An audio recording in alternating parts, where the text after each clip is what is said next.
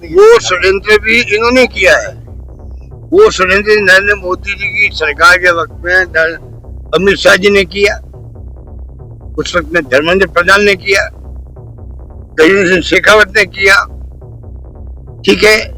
इन सब ने मिलकर वो षड्यंत्र किया था, जिसको हमने फेल कर दिया। हिंदुस्तान में एकमात्र सरकार राजस्थान की रही।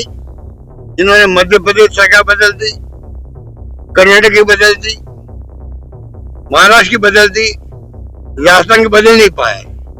ये तमाम जो षड्यंत्रकारी थे ये लोग थे जिन्होंने रिवोट करवाया हमारी पार्टी के अंदर, पैसे बांटे हैं, ये प्रूफ है मेरे पास। और क्या क्या बताएं आपको, ये पूरे तुम सरकार जो गिरा रहे थे और ट्रेडिंग से महाराष्ट्र में, कर्नाटक में और मध्य प्रदेश में कितना पैसा बांटा होगा कल्पना नहीं कर सकता आप लोग। कोई 25 करोड़ कह रहा है, कोई 35 करोड़ कह रहा है, कोई 50 करोड़ कह रहा है महाराष्ट्र के लिए। वेरी अनफॉर्चुनेट है, बहुत ही दुर्भाग्यपूर्ण है। कोई बात है ही नहीं, खाली वहां के इलाके के लोगों ने कहा कि भाई हमारे भवन बन गया, उसको उद्घाटन करना पड़ जाए। मेरे विधानसभा क्षेत्र था तो हमारे ऑफिस ने कहा ठीक आ जाएंगे। जैसे मालूम पड़ा कि एमएलए फंड का नहीं है, हमने खुद ने प्रोग्राम कैंसिल कर दिया। अब उस बेचारे को क्यों तो दिया नोटिस, क्यों अखबारबाजी हो रही है। मीडिया वाले भी चूकते नहीं है, वो भी मिसयूज करते ही करते हैं कि मेरे और शिक्षा मंत्री जी के आमने सामने, क्या आमने सामने, जैसे मालूम पड़ा हमने खुद ने विथ ह्यूमिलिटी हमने वीडियो कर लिया अपने आप को। कोई जरूरी मैं उद्घाटन करूंगा वहां पर, जरूर थोड़ी है, मैं वही मोटावेशन जाके मिल लूंगा। तो कोई इश्यू है ही नहीं। इश्यू बना रहे मीडिया वाले, खुद बना रहे कुछ लोग, सब तो नहीं, और इश्यू बना रहे हैं नोटिस देके। अब नोटिस देते ही फिर मीडिया का आना तो आदमी है, उनकी गलती भी नहीं मीडिया वालों की। अगर कोई नोटिस देगा प्रिंसिपल को या प्रिंसिपल को तो न्यूज बन जाती मीडिया वालों की, वहां तो मैं समझ सकता हूँ। बाकी कोई आमने सामने वाली बात है ही नहीं। सरकार होती है, वो नहीं चाहती कि मैं उद्घाटन करूं, तो मुझे एतराज भी नहीं है। मुझे क्या एतराज है भाई, कोई एतराज नहीं है। वो पहले गलतफहमी हो गई थी, एमएलए फंड एमपी फंड, उसके नियम है, उसके उद्घाटन एमएलए एमपी करेंगे, ये नियम बना हुआ है। उस हिसाब से हमारा प्रोग्राम बन गया, तो कोई इश्यू नहीं है, ये मैं कहना चाहूँ। मारवाड़ सेंटर मिल गया तो संविधान बचाओ आपको जो है मारवाड़ सेंटर अलॉट कर दिया है। अब बताइए आप, कितना दुर्भाग्यपूर्ण है। इनको पूछो कि किस लोगों ने इनको, कमिश्नर को किसने कहा कि आप कैंसिल कर दीजिए संभागीय आयुक्त को। एक भवन बना है, कोई भी संस्था किराए पर ले सकती है, बीजेपी को दे रहे हैं, एबीवीपी को दे रहे हैं और कांग्रेस मना कर रहे हैं। ये डेमोक्रेसी है।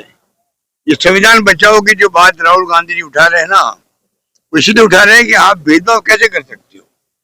अगर हमारे साथ हो सकता है, पूरे प्रदेश में क्या हो रहा होगा। पूर्व मुख्यमंत्री जिसने भवन बनवाया है ये मारवाड़ इंटरनेशनल सेंटर, मैंने मेरे वक्त बनवाया बड़े शौक से, मुझे मना कर रहे आने के लिए वहां पर। बताइए आप, ये संविधान हम कहते बचाओ का मतलब यही है। ये तो मैं हूं यहाँ पर यदि पूरे प्रदेश में कितनी घटनाएं, दुर्घटनाएं हो रही होगी राजनीतिक पार्टियों के साथ में या संस्थाओं के साथ में, कोई सोच सकता है क्या। ये तमाम जो है मुख्यमंत्री को समझना चाहिए, ये तमाम सरकार के खिलाफ बातें जाती है। मुख्यमंत्री जी सवाल उठते हैं, भाई आप रोक क्यों नहीं रहे हो। या तो कोई षड्यंत्र, जो मैंने कल कहा कि षड्यंत्र है इनके खिलाफ में, या तो उनको बदनाम करने के लिए जो उनके नीचे के लोग हैं वो जानबूझ के ऐसे फैसले करवाते होंगे अधिकारियों से जिससे कि इश्यू बने। अब कल वाला बताइए आप, मारवाड़ इंटरनेशनल सेंटर का परमिशन रोक देना दी हुई, वो क्या कहता है, इसका मतलब बिना मतलब बदनामी हुई, सीएमओ की बदनामी हुई। ऊपर से किसने कहा कि ये इसको परमिशन देनी कैंसिल कर दो, ये किसने कहा होगा। तो ये स्थिति बनती है, तब हम कहते हैं कि देखिए ये परंपरा अच्छी बात नहीं है। सर एक आपके संविधान बचाने की बात कर रही है, लोकतंत्र को सुनाने को बचाने की बात, संविधान की धज्जियां ये उड़ा रहे हैं, धज्जियां उड़ा रहे, पूरा देश जानता है।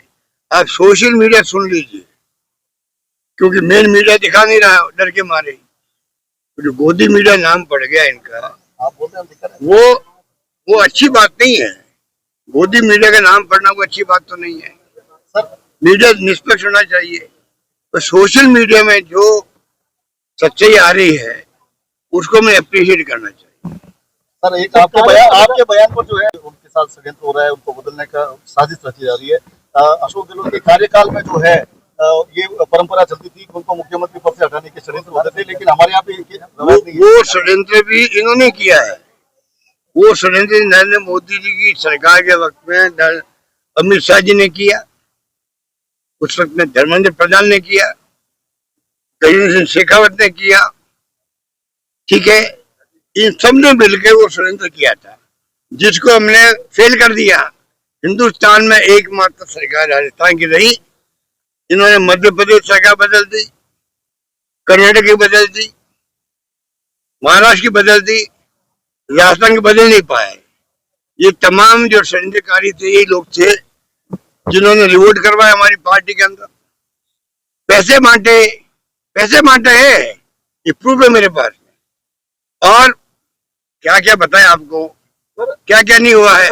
तो जिस प्रकार के हालात बनाए इन्होंने, इस संविधान के माफी क्या आज संविधान दिवस वो मना रहे हैं, क्या मना रहे पता नहीं, क्या नाम रखा है, क्या नाम, संविधान दिवस। पूरे तुम सरकार जो गिरा रहे थे हॉर्स ट्रेडिंग से, महाराष्ट्र में, कर्नाटक में और मध्य प्रदेश में कितना पैसा बांटा होगा कल्पना नहीं कर सकता आप लोग।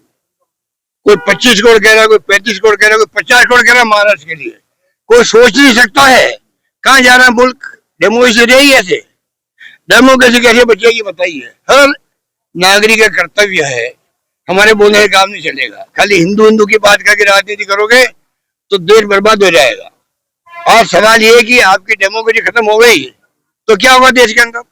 ये हॉर्स ट्रेडिंग कर रहे हैं सब जगह, हॉर्स ट्रेडिंग करके सरकारें गिरा रहे हैं, तो डेमोक्रेसी कैसे बचेगी। और ये दिवस मना रहे, वो इमरजेंसी लगाई, कुछ गलतियां हुई, माफी मांग ली कांग्रेस ने, सजा मिल गई हम लोगों को।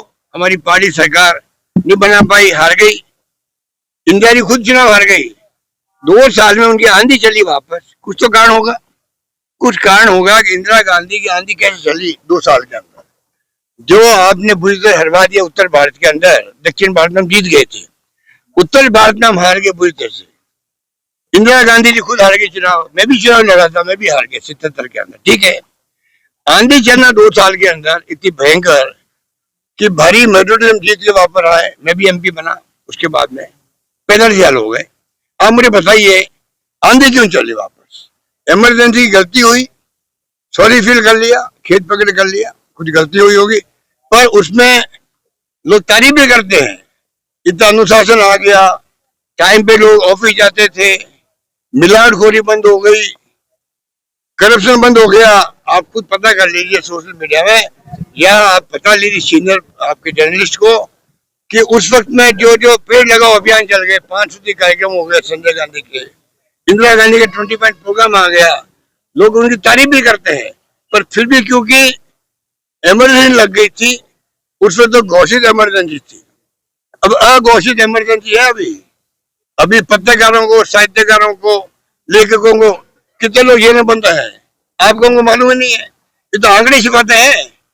अभी जब आपका आपके इलाहाबाद के अंदर कुंभ के अंदर जो है लोग मारे गए, 35 के आंकड़े दिए, बीबीसी ने 85 के आंकड़े दे दिए विद प्रूफ। जो सरकार मृतकों के आंकड़े छिपा सकती है उससे हम क्या उम्मीद करें। और ये संविधान बचाओ की ये दिवस मना रहे हैं, इनको शर्म आनी चाहिए। कार्यपालिका क्या कर रही है, कार्यकाल पालिका के काम पर भी सवाल उठ रहे हैं। वो सरकार के साथ काम करती है, निष्ठा नहीं दिखा रही। पब्लिक राजस्थान में देखो, जोधपुर सब जगह हो रहा है। दुखी है पब्लिक, बहुत दुखी है। मुख्यमंत्री समझ नहीं पा रहे हैं, पब्लिक बहुत दुखी है। उनको कंट्रोल करना चाहिए। पूरे अपने जो अथॉरिटी है मुख्यमंत्री की, उसको उनको पूरी तरह पकड़ करनी चाहिए, जिससे कि ये जो नीचे हो रहा है वो बंद हो जाए, पब्लिक को राहत मिले। पब्लिक को राहत नहीं मिल रही है। पब्लिक इतनी दुखी है कि उनकी कोई सुनवाई नहीं हो रही है। तहसीलदार हो या कोई दूसरा अधिकारी हो, ऐसे जवाब देते हैं जाके कह दीजिए, ट्रांसफर करवा दीजिए हमारी। आपके एमएलए की स्थिति है, एमएलए कहते हैं एमएलए को अधिकारी ने कह दिया ऐसे ही चलेगा, ऐसे ही चलेगा, आप मेरी ट्रांसफर करवा दीजिए। इतनी हिम्मत होना बहुत बड़ी बात है। पहले क्या था, इतना भय था अधिकारियों में, अगर हमने ढंग से बात नहीं करी तो रात को ट्रेन बैठेगा, जाएगा 8 सिविल लाइन्स और मेरी शिकायत कर देगा, ये भय था। अब किसके पास जाए? जयपुर में तो दरबारे बंद है सबके, मुख्यमंत्री बात छोड़ो मंत्री तक नहीं मिलते हैं। स्थिति है बहुत नाजुक हो गई, मैं मानता हूँ।